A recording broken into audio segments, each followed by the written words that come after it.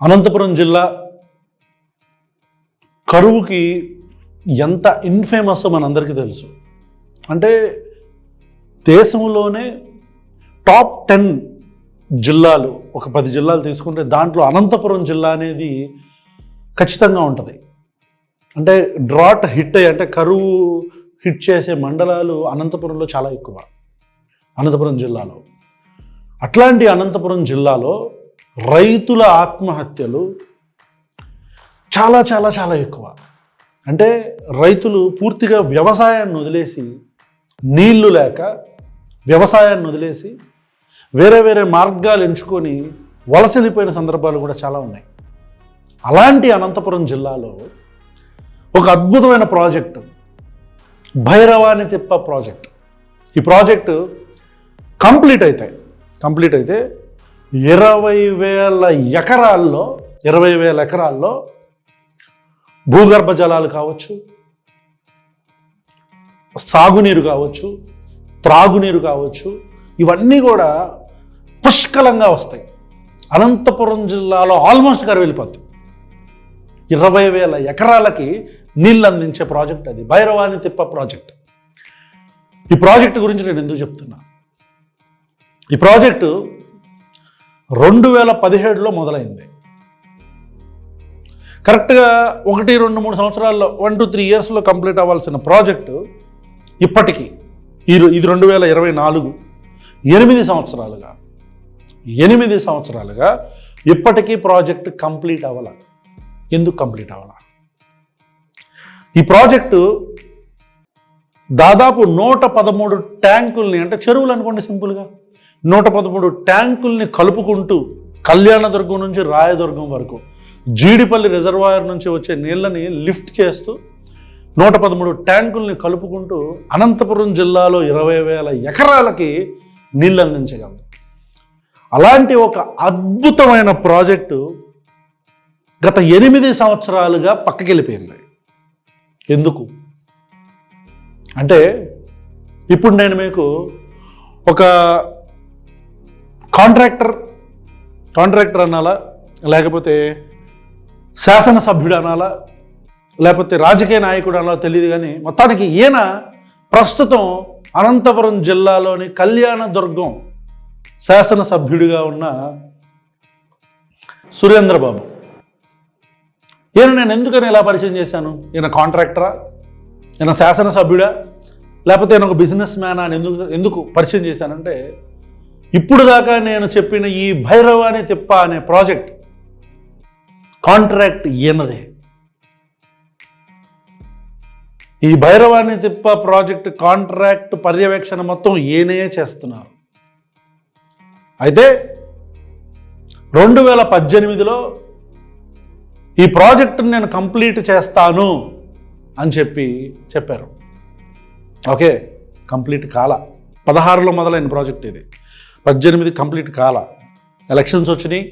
2019 జగన్మోహన్ రెడ్డి గారు అధికారంలోకి రాకముందే, అంటే ఒకరోజు ముందే చీఫ్ సెక్రటరీతో కొన్ని ప్రాజెక్ట్స్ అన్ని క్యాన్సిల్ చేయించేశారు.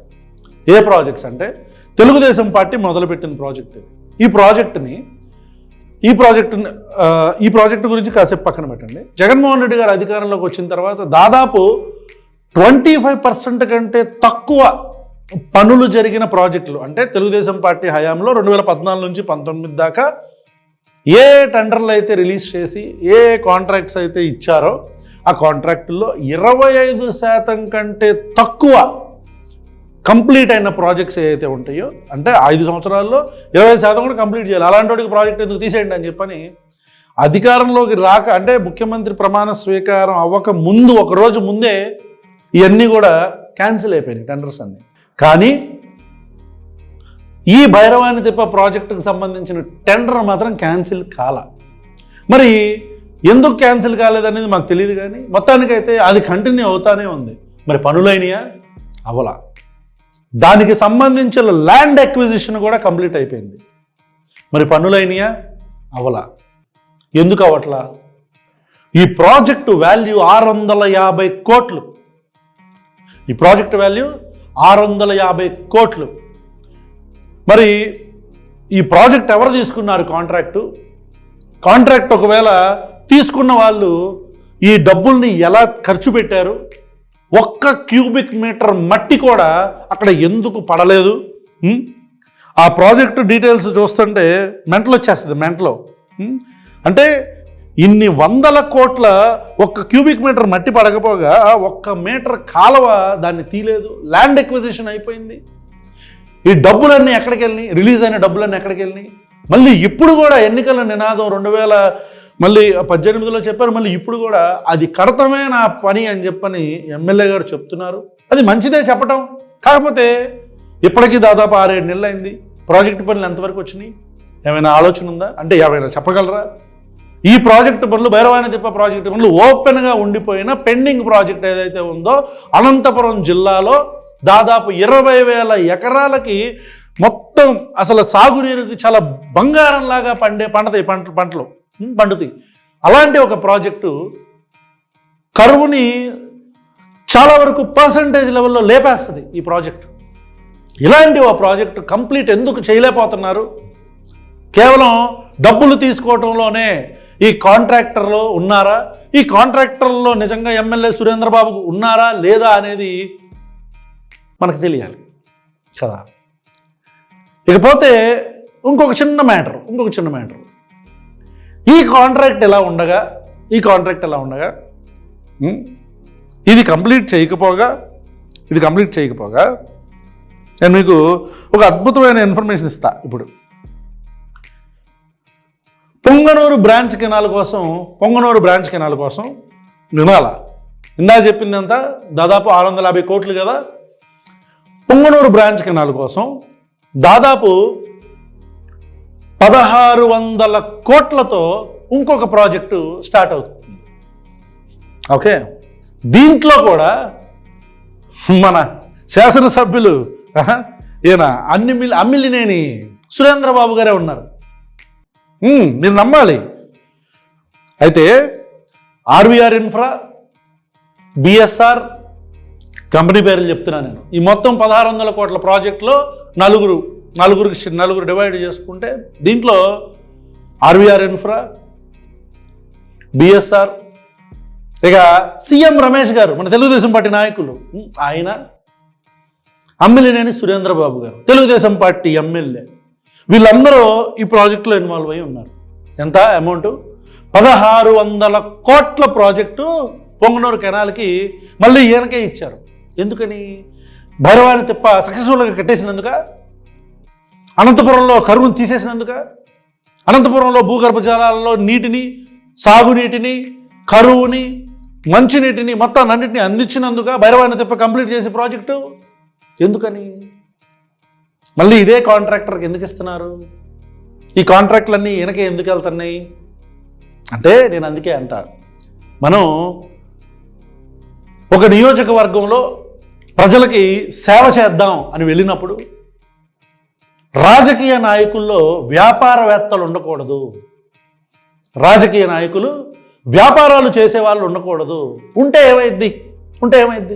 ఏమైద్ది? వ్యాపారాలు వాళ్ళకు ముఖ్యమైపోతాయి, ప్రజా సమస్యలు ముఖ్యం అవ్వవు. ప్రతి ఏటా అనంతపురంలో ఎంతమంది రైతుల ఆత్మహత్యలు జరుగుతున్నాయి? ప్రతి ఏటా అనంతపురం డ్రాట్ ఇండెక్స్లో మన దేశంలో ఉండే మొత్తం అన్ని జిల్లాల్లో కల్లా అనంతపురం జిల్లా ఏ స్థానంలో ఉంది? అది ఆ గతి పట్టడానికి దానికి ఏం కారణం? ఇలాంటి ప్రాజెక్టులు వచ్చినా సరే ఎక్కడో మధ్యలో ఆగిపోవటమే జరుగుతున్నాయి కదా.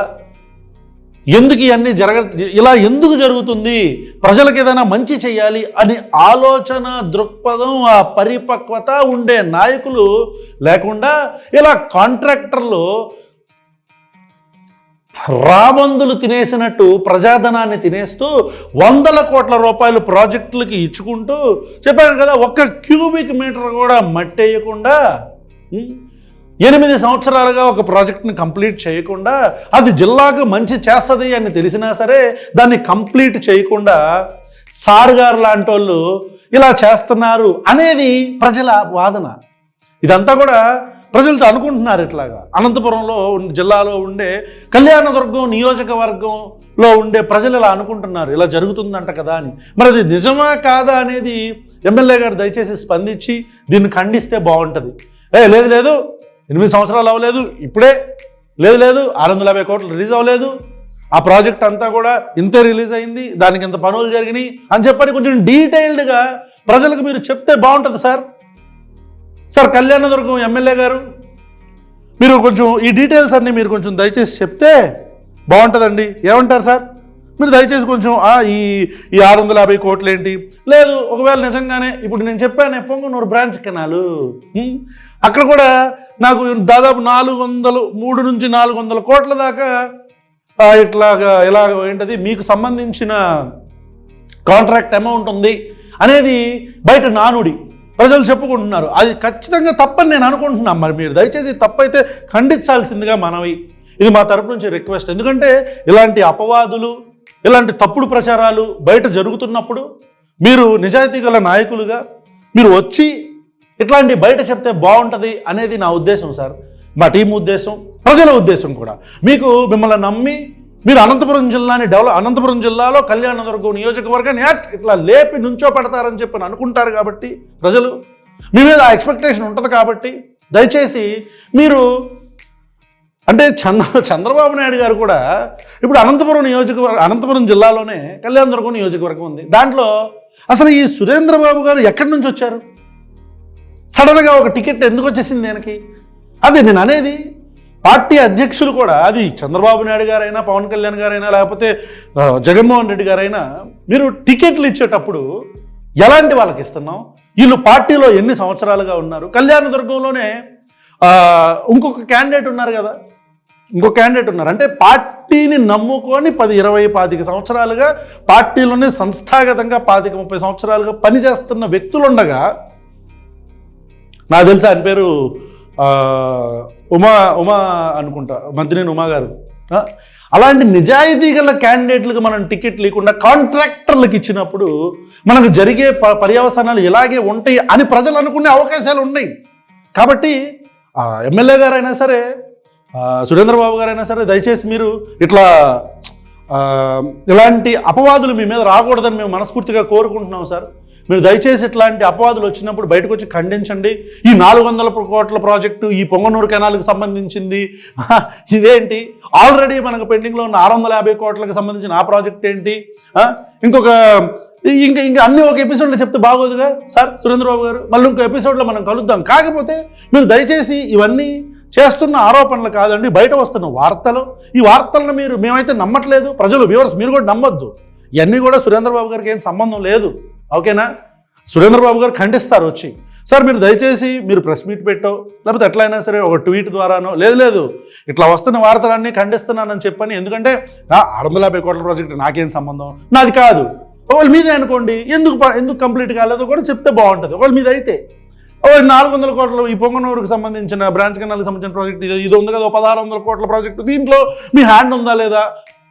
ఉందని వార్తలు వస్తున్నాయి. లేదు, అలాంటి ఏం లేవు, నాకు సంబంధం లేదు దానికి అని చెప్పని మీరు ఒకవేళ చెప్తే, ఒకవేళ ఉంటే దాన్ని నిజాయితీగా కడతారని, ఎందుకంటే మీరంటే మాకు నమ్మకం ఉంది, దాన్ని నిజాయితీ కడతారని మేము ఆలోచిస్తున్నాం, ఎక్స్పెక్ట్ చేస్తున్నాం. ఓకే సార్, దయచేసి ఇలాంటివి ఏమైనా ఉంటే కొంచెం మీరు చూసుకోండి. ఇంకో వీడియోలో మళ్ళీ కలుద్దాం.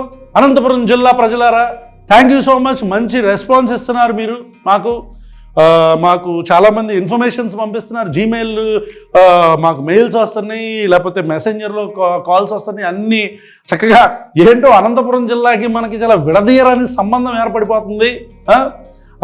మొన్నేమో నా అభిమాన ఎమ్మెల్యే శ్రీ దగ్గుబాటి వెంకటేశ్వర ప్రసాద్ గారు కావచ్చు, ఆ తర్వాత కళ్యాణదుర్గం ఎమ్మెల్యే బండారు శ్రావణి గారు కావచ్చు, ఇప్పుడు మళ్ళీ ఆయన ఎవరో గుత్తకల్ ఎమ్మెల్యే గుమ్మనూరు జయరాం గారు కావచ్చు, ఇప్పుడు మన సురేంద్రబాబు గారు కావచ్చు, కళ్యాణదుర్గం ఎమ్మెల్యే శ్రీ సురేంద్రబాబు గారు కావచ్చు, వీళ్ళందరి మీద ఏంటో వద్దనుకున్నా వచ్చేస్తుంది ఇన్ఫర్మేషను. కాబట్టి సార్ మేమేం నమ్మట్లేదు, మీరు దయచేసి ఖండించాలని కోరుకుంటున్నాం. Thank you sir.